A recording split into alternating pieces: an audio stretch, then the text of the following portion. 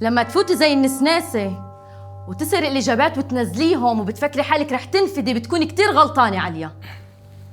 مين؟ ما عملتش أنا. مين حكالك؟ عليا، شفتك بعيوني. بعدين هذا التصرف أبداً ما توقعته منك. ما عملتش أنا، تهيألك. عليا، بكفي كذب ووقاحة. هذا التصرف على كل إذا أنت بتعرفي حتتعاقبي كتير منيح عليه. ما إلك دخل فيه، اعمل اللي بتشوفيه مناسب. بعدين مش حضرتك غيرت الأسئلة وعملت اللي بدك إياه؟ يا سلام، ما أوقحك. بدك تاخدي الإجابات عشان ما بدك تدرسي وبدك تنجحي. أنا بعرف كتير منيح كيف أتصرف معك وأعاقبك، بس تاخديهم للطلاب هذا الإشي مرفوض.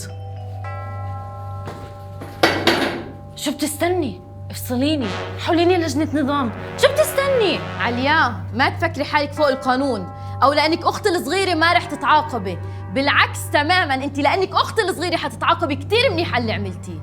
عليا، أنا بعرف كتير منيح مصلحتك وبدي إياك تميزي الصح من الغلط.